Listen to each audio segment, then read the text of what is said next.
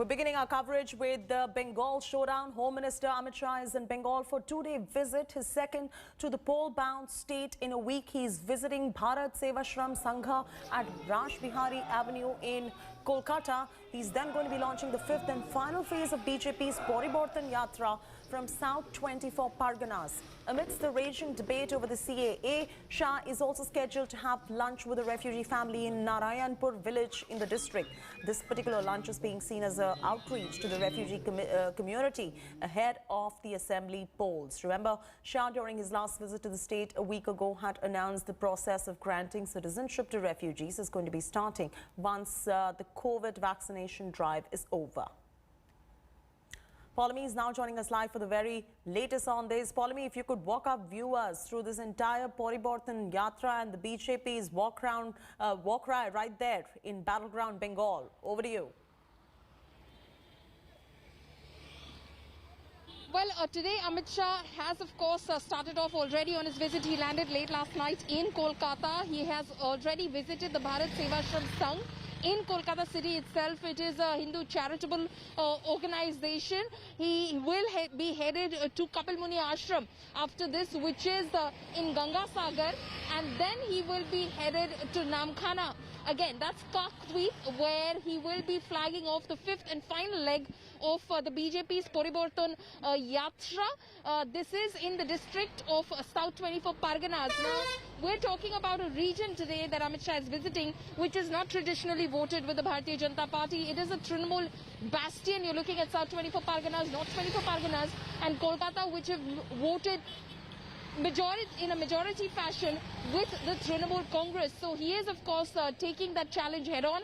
And then, of course, very interestingly, after the launch of the Paribartan Yatra from Kakdweep, he will be headed for lunch to a refugee family's household in Namkhana itself. Again, very significant given that these refugees are looking for some sort of permanent citizenship status in India, and that is what the BJP has promised them as far as the CA is concerned. But there's some amount of discontent and disenchantment among the refugees who believe, these are specifically, we're talking about Bengali Hindus who came across from the border with Bangladesh, who believe that the BJP promised them something and is not delivering on it because the date for the implementation and the framing of rules of the Citizenship Amendment Act keep being postponed. The last time Mr. Amit Shah was addressing a rally in Thakur Nagar, again a bastion as far as the BJP is concerned. The Matua community voted overwhelmingly with the BJP in 2019, but clearly upset that the BJP is not framing the CAA rules. He promised them that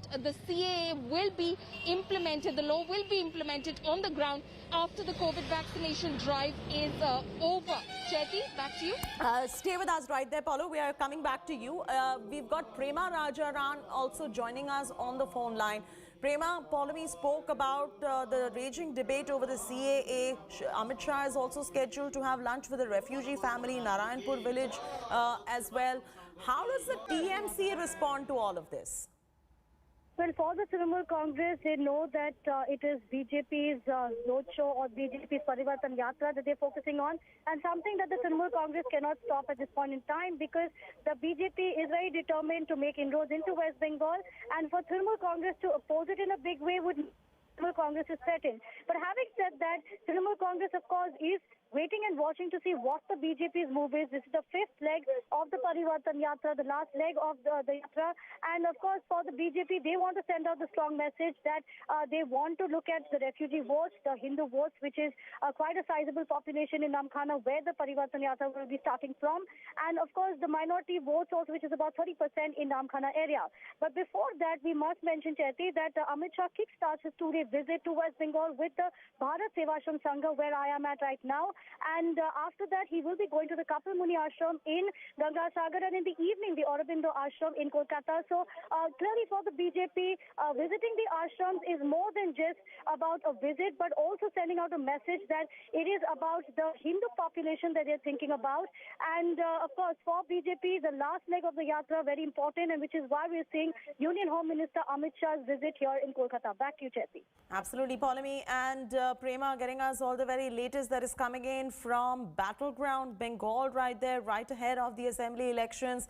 Of course, you can see The TMC and the BJP battling it out. This is an outreach coming in from the Bharatiya Janata Party with Home Minister in Bengal for a 2-day visit. This happens to be, by the way, the second visit to West Bengal in a week's time. He's also going to be visiting Bharat Sevashram Sangha at Rash Bihari Avenue in Kolkata as well. And he's also going to be launching the 5th and final phase of BJP's Paribartan Yatra from South 24 Parganas. And we just spoke about the raging debate over the CAA and what the BJP and the Trinamool's stance is. Poulomi, do you see the BJP and Trinamool fighting it out right ahead of the election and CAA being used as one of the most important poll planks? Absolutely, it will become a raging issue as far as these elections are concerned. You know that the BJP is a little worried because they believe that the population, the refugee population who they promised the CAA to, is a little, like I said, discontent with the fact that the BJP is not implementing the law on the ground. Hence, of course, that rally in Thakur Nagar. The fact that, you know, Mr. Amit Shah first was to come to Bengal over a 2-day visit. He had to cancel that visit in the first place because of the attack outside the Israeli embassy in Delhi. But in Thakur Nagar, where he was to visit, the dais, the stage, the paraphernalia was not removed until he came. So he planned a second visit and he planned his visit to Thakur Nagar itself. And that is where the Matua community is. The Matua community, again, are a backward community who've come across from the border, Bengali Hindus predominantly, who are looking for some permanent status in India. What the Trinamool is telling them is that you have voting rights, you have your Aadhaar card, you have your ration card, you are citizens of this country. Why are you looking for an additional piece of paper? But clearly, the BJP is telling them that they will be granted citizenship under the Citizenship Amendment Act. But what happened is that with that promise, the BJP lured the Matua vote bank in 2019. They voted overwhelmingly for the Bharatiya Janata Party. The BJP did bring the CAA law and passed it through Parliament at the end of 2019. But since then, the rules of the law haven't been framed and the law hasn't been implemented on the ground. And hence this community, this vote bank of the refugee community, predominantly Bengali Hindus, they feel cheated. They feel that the BJP hasn't come true on its promise, and what Mr. Amit Shah is doing is that he's going to these communities, he's going to these groups, he's going to the refugee family household today, and he's telling them that we are serious about it. We brought the law in Parliament, we mean business, and we will implement it on the ground and give you permanent citizenship as well. Absolutely. Poulomi, one more important question. This entire outreach coming in from the BJP, there's outreach coming in from the TMC as well. We're seeing that entire controversy break up about the politics of God as well that broke out in Bengal as well. Question is, all of these outreaches, are they going to be translating into votes for either of the party? What is the sentiment amongst the electorate at the moment between these two giants as they are battling it out? Well, as far as the election sentiment and the mood on the ground goes, Chaiti, the voter is watching keenly. The voter is only observing at the moment. You speak to any voter, they've not made up their minds as to which way they'll go. They might have some sense of discontent with the present establishment. Anti-incumbency is a factor. Then, of course, the Bharatiya Janata Party, there are some who see them as outsiders, a party which is not intrinsic as far as Bengal's culture, its history goes. So there are mixed views, there are mixed sentiments at the moment. The voter, we can say clearly, has not made up his mind. He's watching and observing very cleanly the developments that are happening and what each party is promising to them and to what effect and to what scale they believe that both these parties will hold good on the promises that they're making on the ground. Remember that, yes, battleground Bengal is heating up, but the real campaign, Chaiti, is yet to begin. Prime Minister Narendra Modi versus Chief Minister of West Bengal, Mamata Banerjee. And I want to get Prema Rajaram on this. So I'm requesting the producers to get her back on this broadcast for us as well. But in the interim, Poulomi, you're tracking this so closely. Is West Bengal's landscape increasingly ahead of the elections becoming about caste politics as well?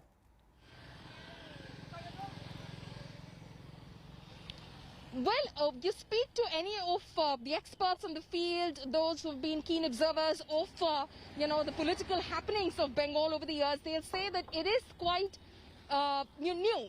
The fact that, caste is playing a factor as well as far as the politics of West Bengal is concerned ahead of these elections. Again, religion, becoming a factor as well. If you compare it to the last assembly election of 2016, then up until now, these were not factors over which, parties fought it out. But these are factors that are coming into play as far as these elections are concerned. And that is how this election stands to be different from the previous elections that West Bengal has witnessed in the past.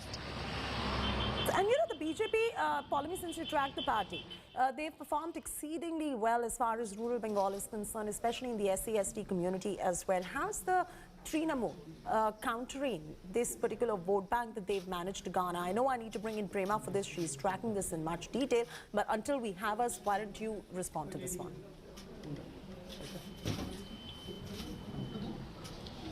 Well, the Trinamool at the moment, of course, is what they're battling is a sense of discontent among the people in terms of allegations of corruption, in terms of allegations of extortionism, as far as the charges that the BJP is leveling against them. And people on the ground also feel that, the party has not delivered in the way in the way that they would have demanded clean politics. And that is one of the charges it's battling. It's not battling as much a sense of discontent against the Chief Minister herself. There is not as much anger on the ground against Mamata Banerjee as there is anger against the functionaries of the party, the lower level functionaries of the party, who the people believe on the ground have extorted them, have cheated them, and have only made money allegedly during this tenure that the TMC government has been in power over for the last 10 years between 2011 and now. And that is that sense of discontent that the BJP is cashing in on, and hence you see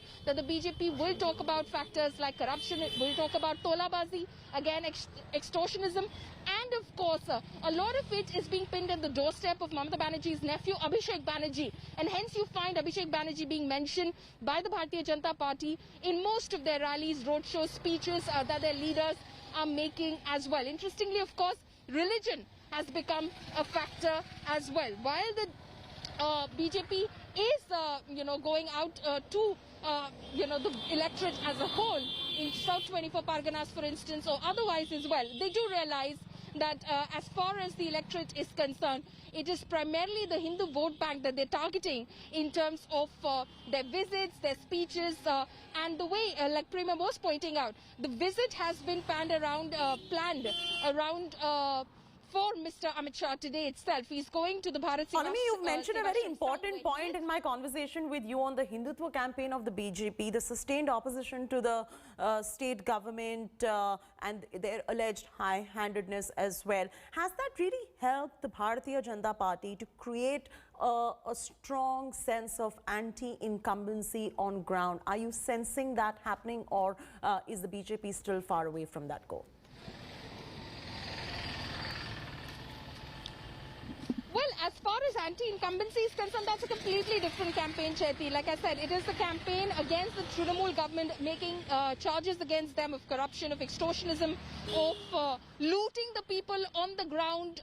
That is one part of the BJP's campaign. Then, of course, the religion angle, which has come in as well, where they are, of course, telling the people is that Mamata Banerjee has indulged in appeasement politics. She has targeted a certain section of Bengal, the minority vote bank, 30% of the vote bank here in the voter base here in Bengal, and that has been her focus area, as a result of which the majority religion on the ground has been neglected. And that is what they're going to the Hindu vote bank with. They're telling the people over here that she has appeased one community and she has neglected the other, and that becomes a challenge for the BJP, for the Trinamool Congress, Chaiti, because you cannot sustain your campaign on the basis of just 30% of the vote bank and expect to win a landslide election. You need to get, the majority community on the ground with you as well. If the election is being polarized, you need that vote bank as well, because as far as the Muslim vote bank is concerned, there are other players in the fray as well. There is the Congress, there are the left parties, there is Abbas Siddiqui's Indian Secular Front as well, who is in talks currently in terms of joining hands with the Congress and the left. They're sort of working out the seat sharing arrangement right now. And then there is Asaduddin Owaisi, who also wants a share of the Muslim vote bank pie as well. So clearly, as far as the 30% vote bank is concerned, there are many players in the fray. But the BJP is hoping that it is the majority Hindu vote bank which will take it home as far as these elections are concerned.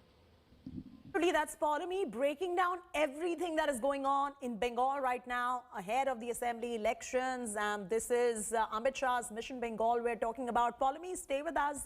We're going back to the CAA point. In fact, listen to what Amit Shah has recently said on the CAA implementation. हमने 2018 में वादा किया था, 19 में मतवा समाज ने हमारी झोली कमल के फूलों से भर दी। मोदी सरकार बनी और हमने तनिक भर भी देर नहीं की। 2020 में ही हम सीए लेकर आए और आज कानून अस्तित्व में आए। ममता दीदी ने शुरू कर दिया कि झूठा वादा है, कुछ होगा नहीं, देंगे नहीं, और वो देंगे तो हम देने देंगे नहीं, हम उसको रोकेंगे, मेरी जान है तब तक नहीं होगा। ममता दीदी, हम तो वो लोग हैं जो कहते हैं वो करते हैं। जैसे ही कोरोना से मुक्ति मिलती है, आप सभी को नागरिकता देने का काम भारतीय जनता पार्टी की सरकार समाप्त करेगी। ये देश की संसद का कानून है, आप कैसे रोकोगी? और वैसे भी अब रोकने की स्थिति में भी नहीं रहोगी, क्योंकि अप्रैल के बाद तो आप मुख्यमंत्री भी नहीं रहने वाली है ममता दीदी।